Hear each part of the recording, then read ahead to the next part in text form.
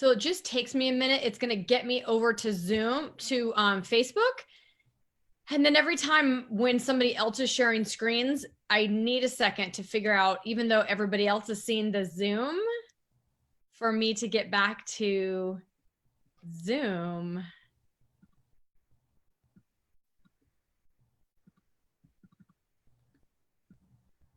So crazy that this does this to me every time.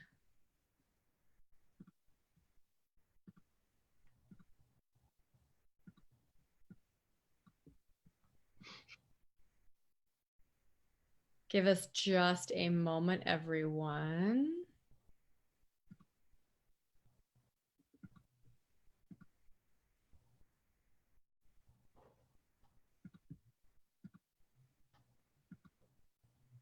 It's the one thing I guess I need to play with what happens.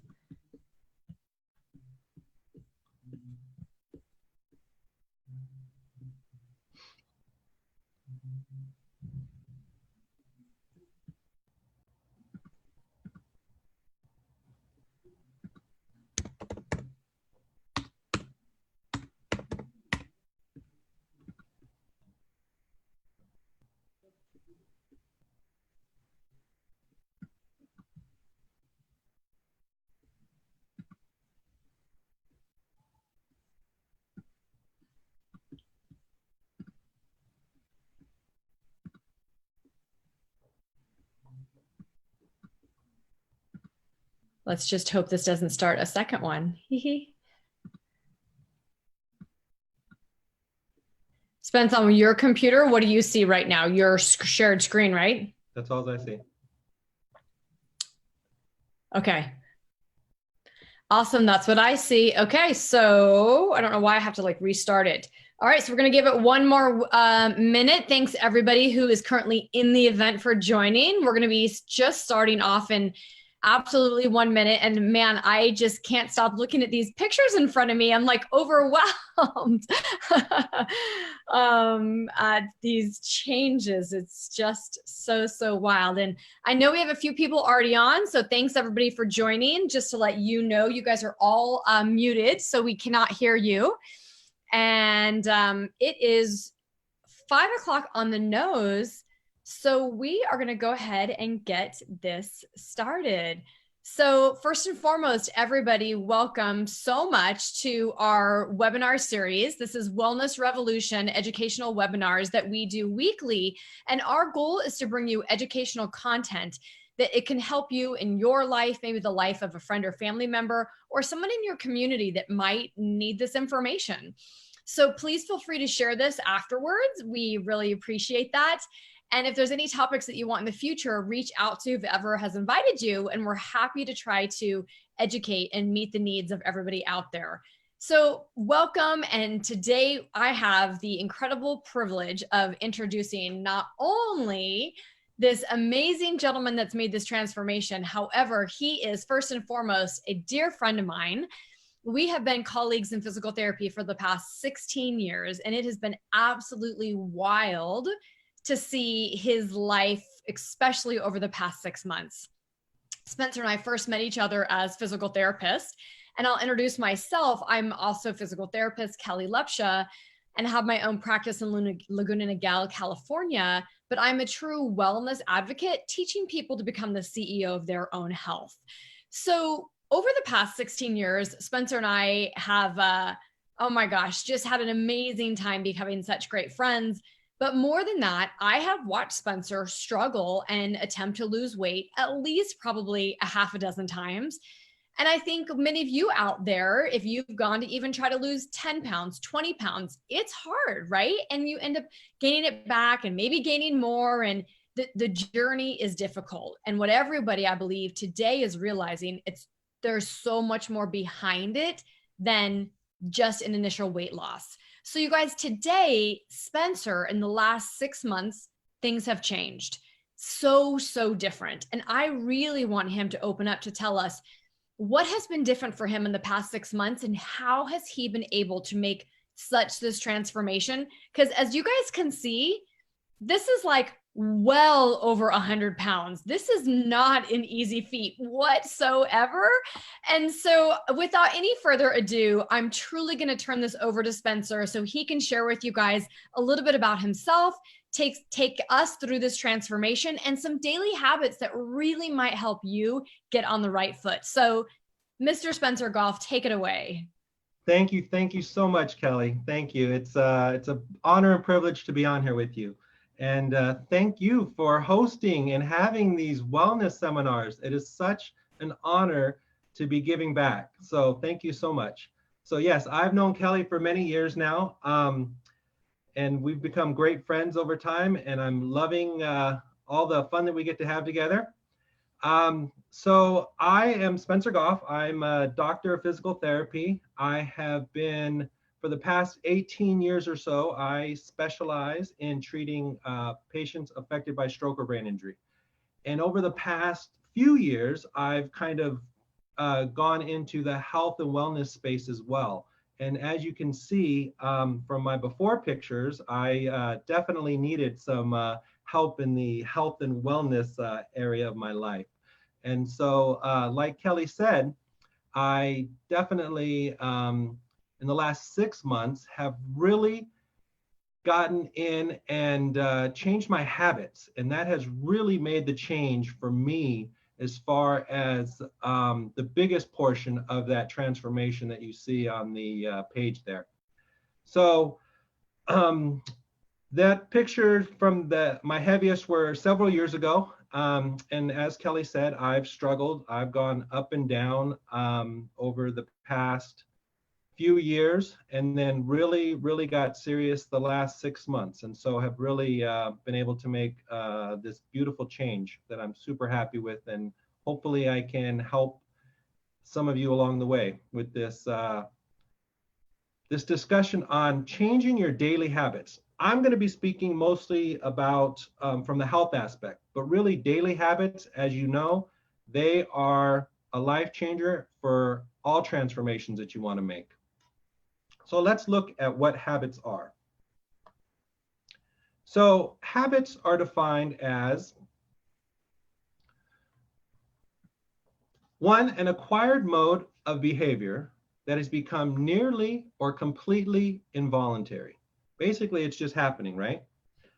Or a behavior pattern acquired by frequent repetition or physiologic exposure that shows itself in regularity or increased ease of performance. And that's what we want. We want to make habits that are benefiting us. And so we need to change our patterns, okay? How do we do that? That's what we want to talk about today. So these habits, whether they are good or bad, they got you to where you are today. But by changing those habits and sticking to the new habits, that can get you to where you want to be, right? And so it is said, we first make our habits, then our habits make us, right? That's pretty profound. That's crazy that that's really what makes us. So how do we change those habits? Well, really, you want to start small, right? It's a lot easier to change something small than to go for something grandiose. So you really want to start with looking at micro habits.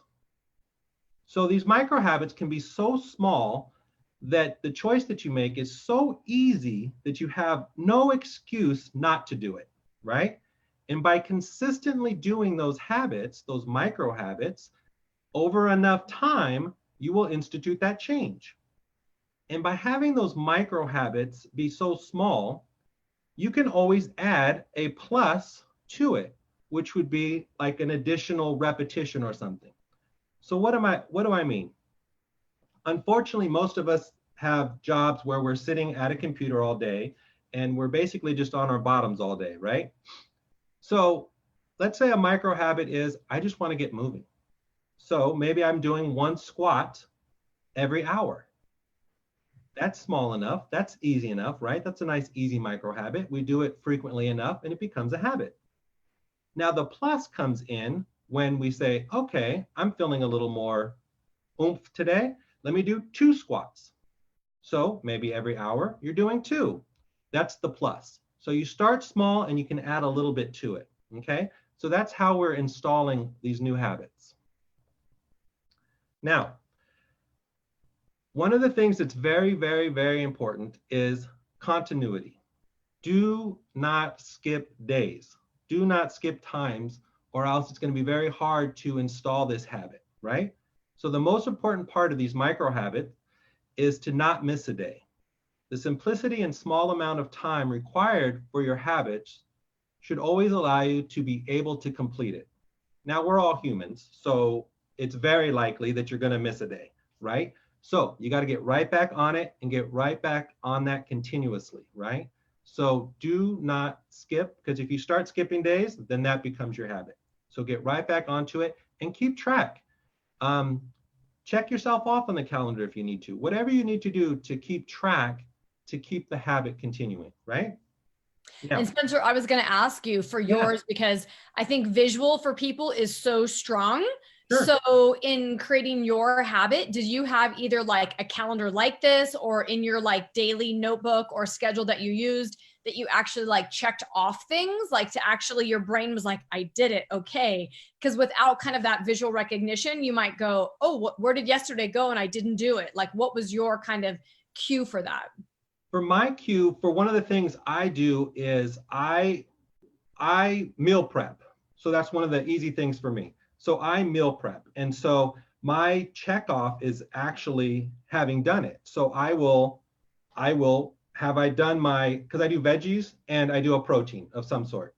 So that is my meal prep. And for me, my micro habit is I need to have that done or else it won't get done. So if I haven't meal prepped, unfortunately, my habit may go towards getting something that's not so healthy, right? So my meal prep is kind of my calendar. So I know that I have 3 days, 2 or 3 days worth of meal prep ready.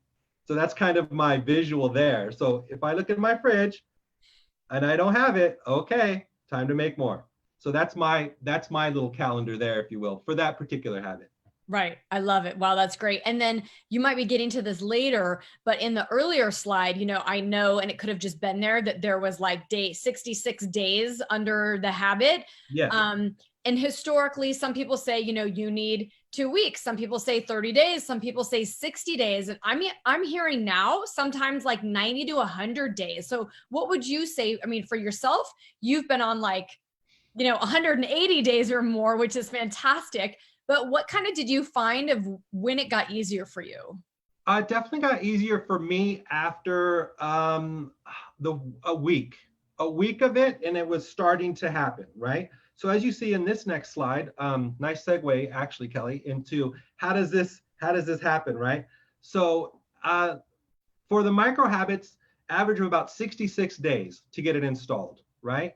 And initially, it's not easy. It's these steep steps that you see here. So it's these steep steps that gradually become easier and easier and become more automatic over time. It's that first few days, weeks that make it really difficult, but as you've done it again and again and again, it becomes easier. So for me, it really was after that first week, if I wasn't meal prepping, or the other habit for me is taking food with me, making sure that I have my food with me. And so it's very easy. Did I pack this? Do I have what I need? Do I have my waters for my day? Do I have my food for the day? And so that's kind of like my check. It's easy. Do I have it? No. Okay, grab, because I'm going to be leaving. So my cue, if you will, is my cooler. Open the cooler. Did I put my waters in? Did I put my food for the day in? And so that is my cue to get that habit kind of installed. And so I've heard it all over the place as well. I've heard it from a minimum of 2 weeks. I've heard for some people 6 months.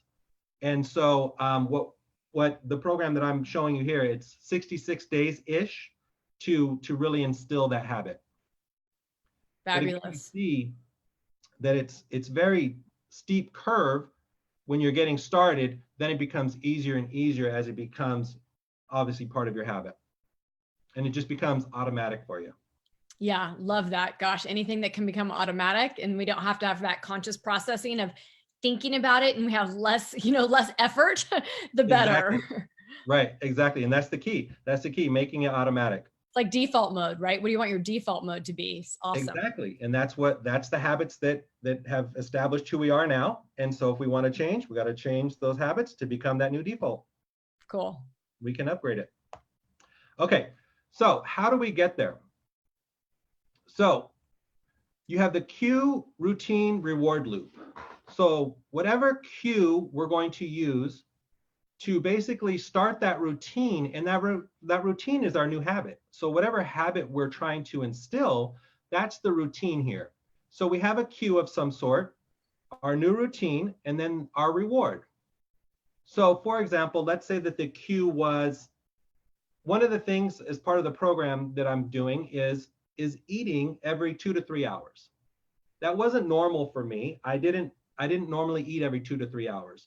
So luckily I have an app. I actually have an app on my phone that cues me and says, hey, time to have a meal.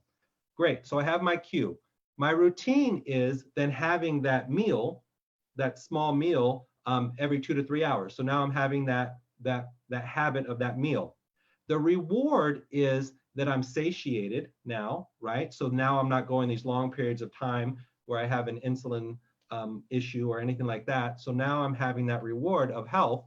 By having that health reward, it's going to empower that cue again so that I'm going to listen to that cue the next time I have that cue. So it's a feedback loop there based on a reward system, essentially. And so by rewarding it, I am then going to, it'll be more likely to be instilled. And So when you're talking reward, I mean, this honestly is the reward for you to follow your cue, your stimulus, or to do the routine. It's not the reward like the end goal, right?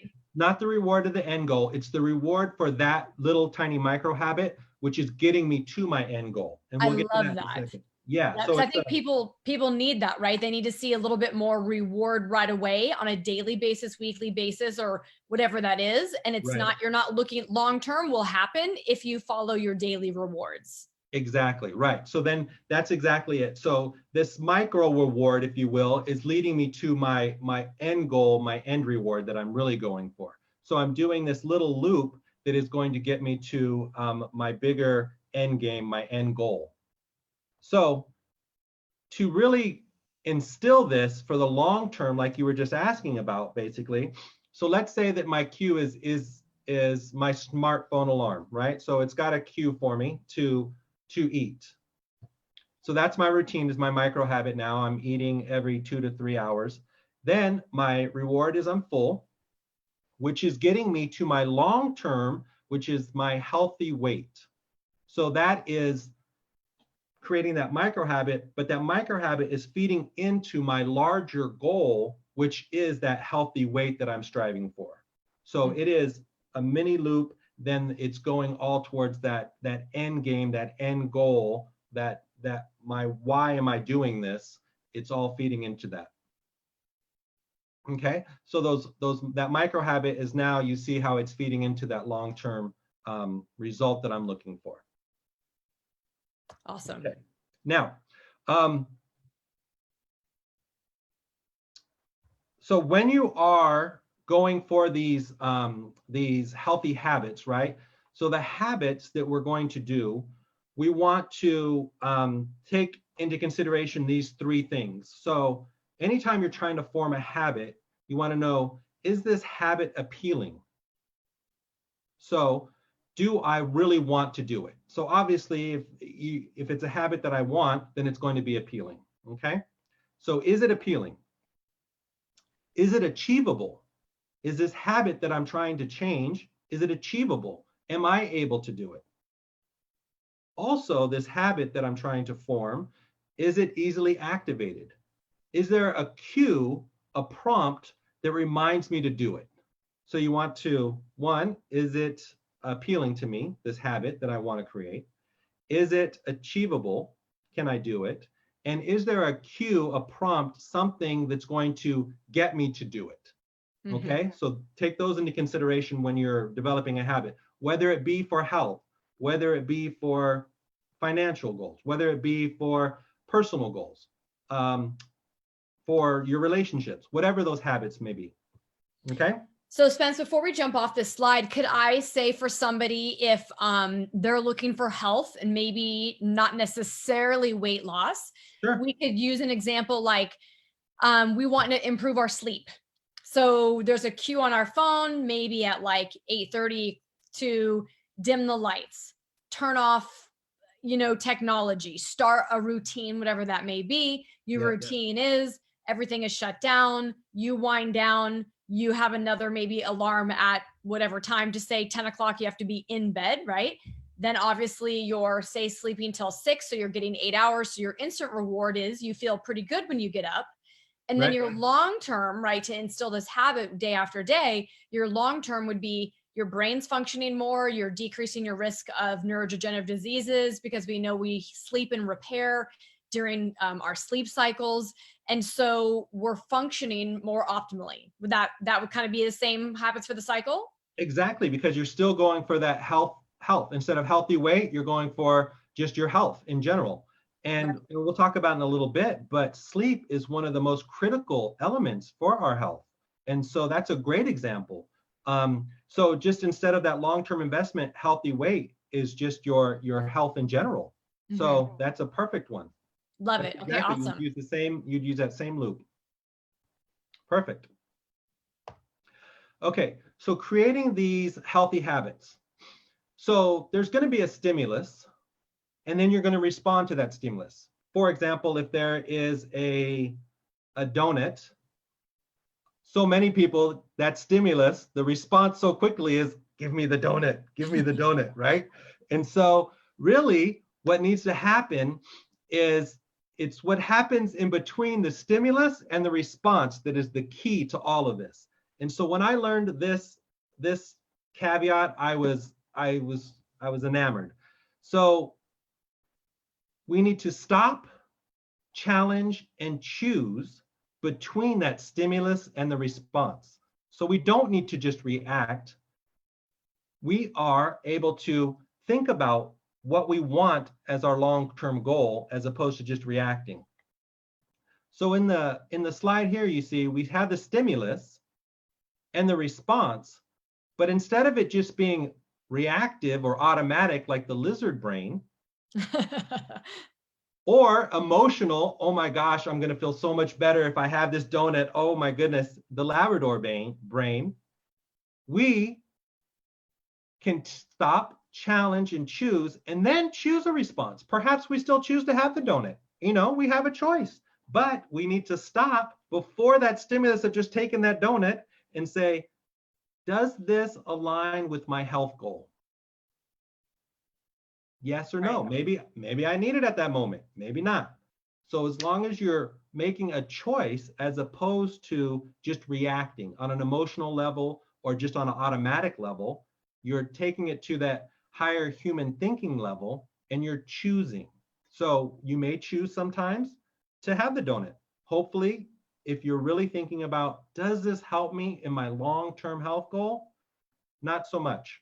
So you would choose not necessarily to have that. Why would you choose that? Because it doesn't align with your long-term health goal.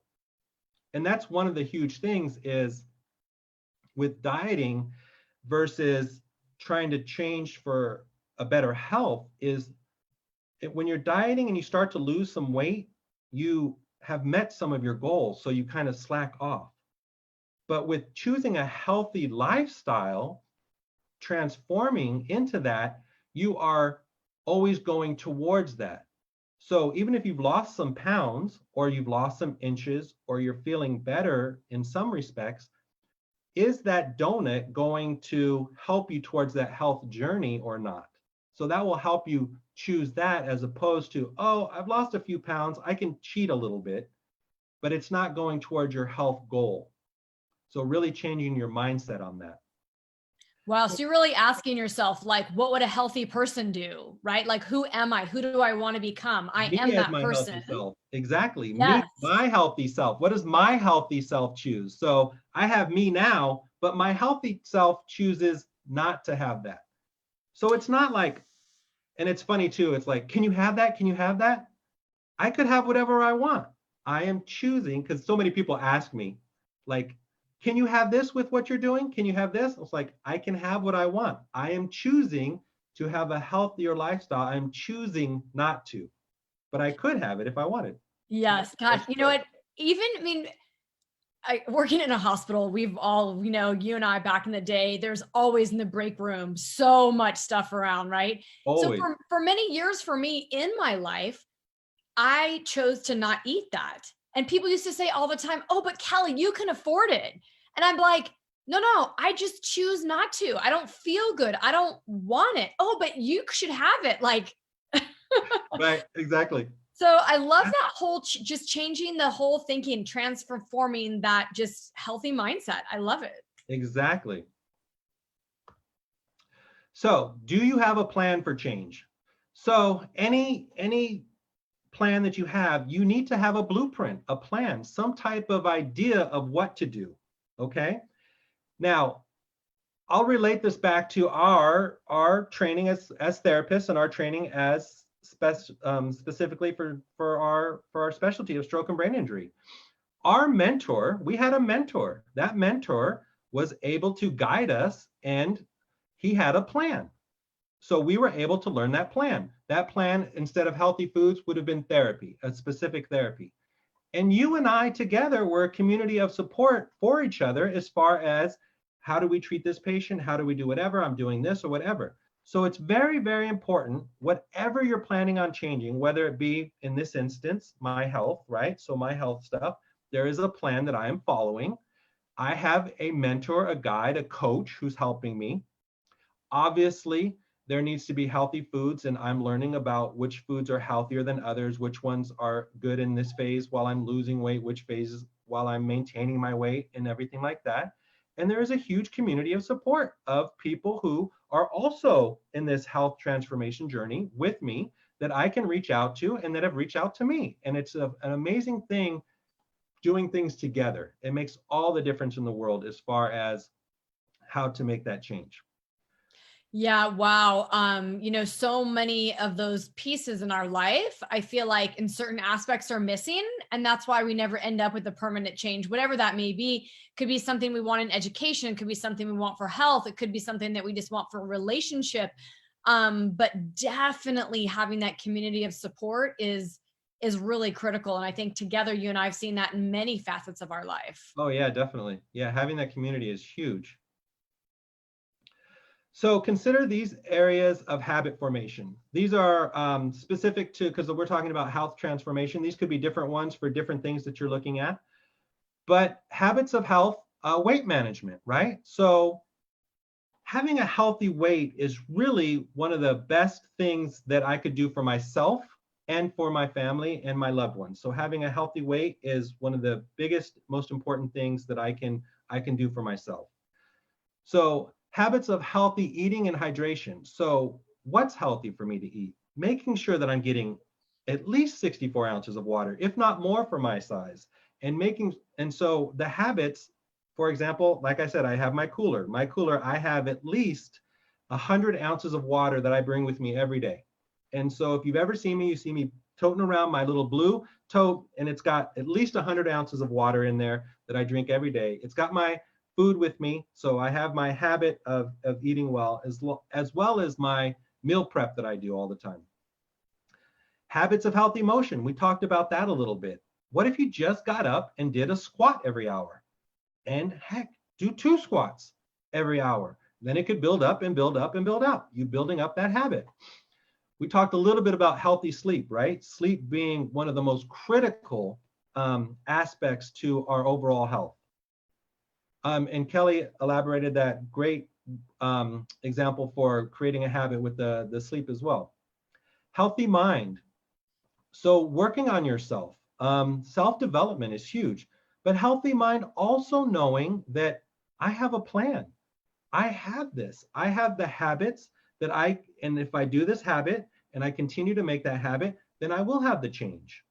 So it's not just your mind, it is your mindset, but it's working on yourself as well as knowing that you have a plan and being confident with that.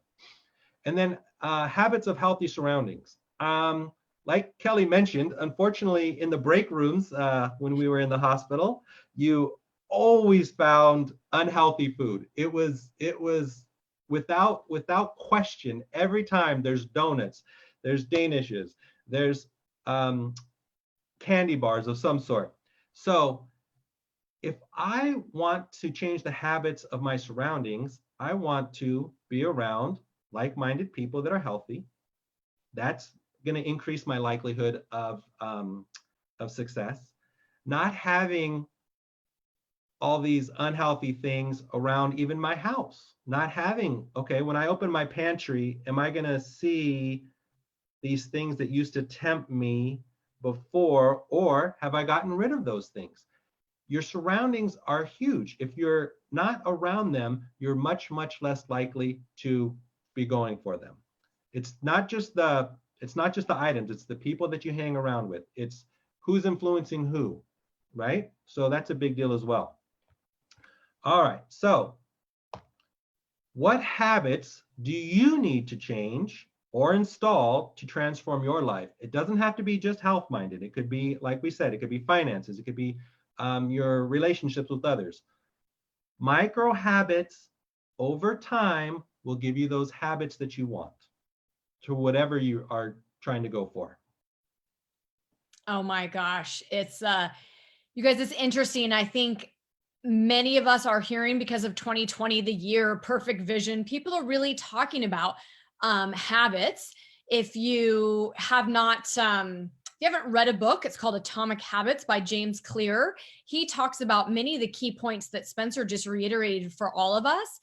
And I honestly, Spencer, I think, and maybe you can elaborate on this, and maybe it happened to you in some of your early weight loss journeys, is we bite off too much at once and then can't follow through on all of it. So we ditch everything. Right, exactly. And then it's like, oh gosh, we're starting all over again, or maybe even like buried worse, right? And so how do you pick like one main thing to stick with? Or like you said, one micro habit, one small thing, and then you may have layered many things on top of it in like stacking your habits so that you just kind of, again, once I can do one, now I can do two, now I can do three. But any advice on that for people when they're starting to look at habits? Because I know for me, if I get out of my routine of exercising, it's a little hard to get in. I have to stay in my habit. My routine for, better sleep, same thing. And I'm trying to, throw in some other things in my life, like infrared sauna and things I know for overall health and well-being. But if I don't make a habit of certain things, then poof, they're gone. Oh yeah, totally. But see, the problem is too, people will jump in a little too heavy, right? So that's why the micro habits. So going to the gym, right? So maybe somebody hasn't been to the gym in years. Oh, I'm going to start 2020. I'm going to do this. And you go to the gym and you do some crazy heavy workout, and then you're sore the next day, and you're even more sore the day after that, right? And so then you're like, oh, forget this. I'm not going back to that. And so then it's super easy to fall off, if you will. So that's why the micro habits, as silly as this sounds, as silly as it sounds, if you haven't been to the gym in forever, go to the front door, come back. It can be that micro. It can be that micro. And so then the next time you're going in, pick a treadmill. Okay. Check out the scenery, whatever, as small as it needs to be for you. I know that sounds silly to some people. It sounds amazingly silly to some people. But with the work that Kelly and I do, we know that the secret is really in starting small and building on, building on, building on. And so it's true for this aspect as well. Start small. You can always add more and build to make it a habit, as opposed to doing something, you've bitten off more than you can chew, and then you fall off so easily. So oh my gosh, that one's an easy one for it. But yeah, even food wise. I mean, even food wise. So maybe you don't like all the vegetables. I know so many people. My best friend hates vegetables. It's hilarious. But anyway, so you start with maybe this one. Okay, we add this in. Okay, maybe try another. So just little tiny things like that, as silly as that sounds. Um, little by little by little by little, definitely you can add more over time as opposed to going in gung ho and dropping off. Because unfortunately, I just learned that this year. Apparently January 17th is like national, like stop your resolution day. And so I didn't know, now we actually have a day of it. So yeah, so many people jump in so heavy, and then by the 17th they're off of whatever it is they're trying to change. So it's 17 days, you guys. That's like ridiculous. That's so crazy. So I guess what I would challenge all of you is really, take Spencer's advice to heart and figure out one thing in your life you want to change. And then whatever you want to change, pick one small habit. That's And exactly if it. I mean, for me, if it's not on my calendar, then I won't do it. So I would say put it on your calendar and check it off. Because there's like something good about checking it off. Like I did it. Exactly. And Spencer's saying, a lot of the research is saying 66 days. So I mean, pick 66 days. I am going to commit and do this. So what one new thing for 66 days are you going to go for? Yep. Oh my gosh. Well, any closing advice, Spencer, you have for people? Stick to it. Just stick to it. It's just about sticking. It's the habits. It's the habit over and over and over. That's why I had such a problem before. Yo-yoing, if you will, with my diet. I did not have the appropriate habits. And now I've learned the appropriate habits. Those habits have given me a great deal of transformation over a short period of time. And I am extremely happy with the results I've gotten from it. And that is just from sticking with the habits. Keep them small, build upon them, and stick to them. That's the best advice I can give you. Wow, I absolutely love it. And some people just might be wondering, will you share with people what your heaviest was and where you're at today? Because I just think it's so impressive. Yes. So my heaviest was 330, and as of 4 days ago, I weighed in at 209, 209.6 to be. So over 120 pounds I've lost. Oh my gosh, you guys. And those of you that don't know Spencer, Spencer is for some reason they're not seeing our faces right now. Let's see if we can change that. You guys, Spencer, how tall are you? 6'1"? 6 foot. 6 foot. Okay, so just those of you that don't know Spencer, then kind of gives you a little bit of perspective. So absolutely unbelievable. Well, I'm going to have Spencer, you stop sharing the screen. A couple of people are like, can we see your faces? So I think in webinar view, sometimes the, Christy, some people are saying, oh my gosh, you lost more weight than I weigh. Yeah, it's pretty unbelievable. I mean, I even think of myself from being, times that I was pregnant and the weight I gained to the weight I didn't have, like how tremendous that felt on my body. It's just so different. So I'm sure you just feel different in so many aspects of your life. Oh yeah, tremendously. It's life is easier at a more normal weight, let me tell you. Just in my physical therapy practice, being able to access patients differently, and get in positions to where I need to be to help with a foot or something like that, it's a game changer.